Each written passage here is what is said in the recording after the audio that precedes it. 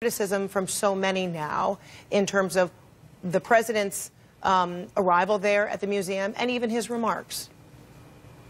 First of all, I thank you for having me on the program. I commend President Trump for going to Jackson, Mississippi at the invitation of the governor and representing the entire United States of America. People forget he's not just the president of the Republican Party. He's the president of every single American, every American who voted for him, the millions that did, including the 8% African Americans, and the millions that might not have supported him then, may not support him now. It doesn't matter. So, Paris, I don't think anybody's disputing that. But when people talk about his track record that is antithetical to the symbolism and the content of the Civil Rights Museum, that's what they're talking about.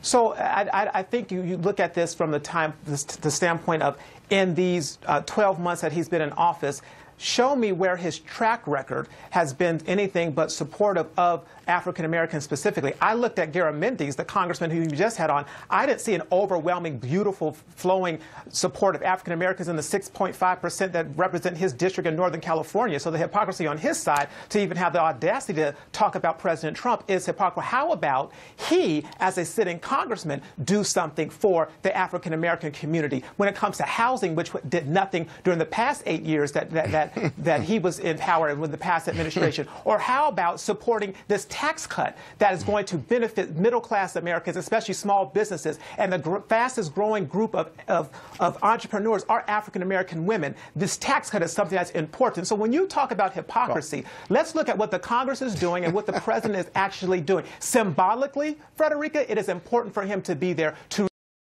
recognize the efforts of Mississippi so that the whole world right now is Paris, Googling So Paris, and Scott, perhaps you can underscore, because there are current Justice Department, rollbacks that people will speak to under the first 11 months of the president's office, and then you hear critics who go as far back as the 70s and housing discrimination. So, Scott, are you among those who disagree with the appropriateness of the president being at the Civil Rights Museum? No, I certainly don't believe he should be there. And you watch Paris Dennard very, very cleverly pivot. You asked him a question about the president's record on race, and he turned to Garamendi, your guest, who got it just right. I'll give you his record on civil rights and his record on oppressing people, black people and brown people. He supports the Confederate flag. He inconsistently disavows white nationalists. He has a voter suppression commission. He attacks African American women and NFL players. Please don't interrupt me. He does that. Well, if you're going to lie about the president, I'm not lying about anything. Well, hold on, Paris. You'll have a moment. He wants to build a wall to keep Mexicans out. He wants to ban Muslims. This is reality. This is not some of Donald Trump's rhetoric. And I tell you what, we've had a year of Donald Trump, and he asked black people what they had to lose. What has he done for the urban agenda and African Americans and poor people and brown people and even rural white people to empower them in this country under his leadership? Nothing. He doesn't belong at that museum. And if he did go, what would he say? Would anybody believe him? I think not, because he's got his rhetoric that he reads from, but the reality is he's got an abysmal record on race relations and race discrimination and just being a divider, not a uniter. And that's my response to Paris Dennard. Was it a missed opportunity that perhaps the president did not make a promise while using the backdrop of the Civil Rights Museum in which to convince his critics that he has the best interest of black and brown people in mind, Paris? Well, he certainly couldn't do that, but go right ahead. Well, go ahead, Paris. Scott, if you don't want me to interrupt you, don't interrupt me. The important thing is the president was present.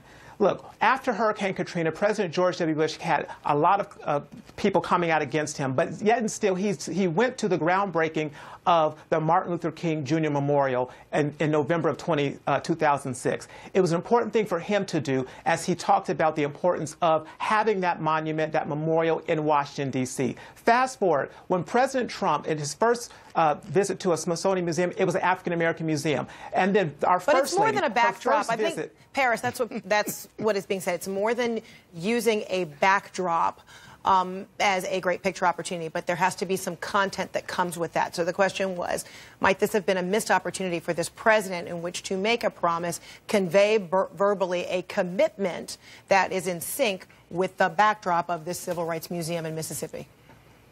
I think his presence there and the words that he uttered was an important step for this country to hear about. Not every speech, not every instance is going to be one for him to make a promise to do anything. But the presence there of this president. And there is the president. These are live pictures right now, by the way. He is departing Jackson, Mississippi. It was a very brief, very quick private tour and remarks being made there at the Civil Rights Museum. But the program there extends. So go ahead. But Frederica, these are teachable moments. These are teachable moments for the American people. For all of those people who may have never heard of Medgar Evers, who might not know of the history of Mississippi. And that is what the museum is about. You go to the visit. And that is why the president was there to highlight it.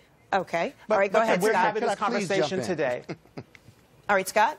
Yeah, here's the deal. He couldn't have made that speech and couldn't have that whatsoever, because just last night he went to Florida and the Alabama border and asked for people to vote for someone like Roy Moore, who believes that America was great at its best during slavery times, and that when families were together, when we know under slavery, white slave owners tore black families apart. And it quickly borders on that, Paris, is that difficult? So couldn't do that. That's the rhetoric and Paris, this today, is but the reality from yesterday. And Paris, this is personal for so many people of color in this nation. So for you personally, then, as you defend the President of the United States, whether it be him be at Mississippi today, how do you, as a black man, defend the president's remarks last night for support of a man who talked about days being great in the days of slavery? Exactly.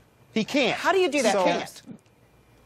Scott, that was let's what's listen called a to pivot. him. So you don't want to talk about Mississippi. You want to talk about Alabama. Let's listen to him try to defend himself as a black man with Scott, Donald Trump. Let's hear it. Pause for a second, because I do want to hear Paris. Hold your tongue. Go ahead, Paris. I'd like to hear your response to that. My race, my family, and insinuating that my blackness is in question because I support this president. So you can cut that let's out listen right to now. your defense. Scott, let's listen to your defense. There's no defense. Let me be clear. Exactly. I will not defend my black. Scott.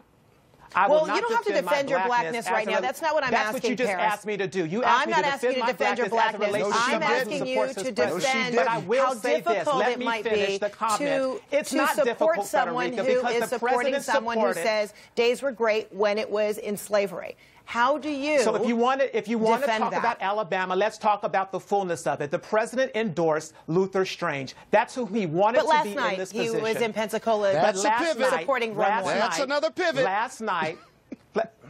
Last night, he made a political judgment to say that he'd rather have a Republican from Alabama voting for the tax cut agenda that's going to help make this country great, and that includes African Americans, than have the liberal in there who's not going to vote for his agenda. Is it also asking people to dismiss? In Congress.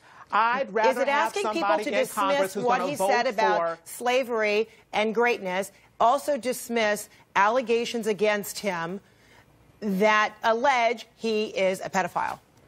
And preyed on is the president asking girls. to dismiss those things? You know what? I'm interested in trying to figure out where everyone was when all of the things that, when President Obama went down and spoke at Robert KKK Byrd, as people used to call him, Can we his just funeral, keep it to answering that question? He can't answer it. He can't defend the indefensible, Frederica. Come to me. Let me comment. This is not indefensible. No, it is completely Scott, you just keep interrupting. But this is what it is at the end of the day.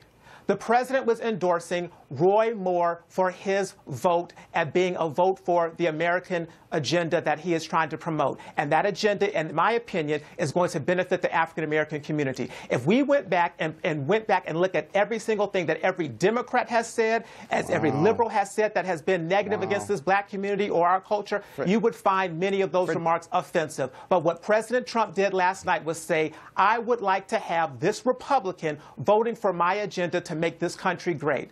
And this is an individual whom he did not support in the beginning. It was Luther Strange. But back to Mississippi, which is why we're here today, it's an important moment for the country. It's important for the president to be there, and he should show up every single time, because if he didn't, Scott Bowl will be screaming to the top of his lungs that the president And I'm only saying because we're up against a hard break, but not because this is the end of the discussion, because I really do want to hear more from both of you on this, because this is passionate. This is the kind of conversation that's happening right now at just about every dinner table and in every office in America right now. And it is a conversation that cannot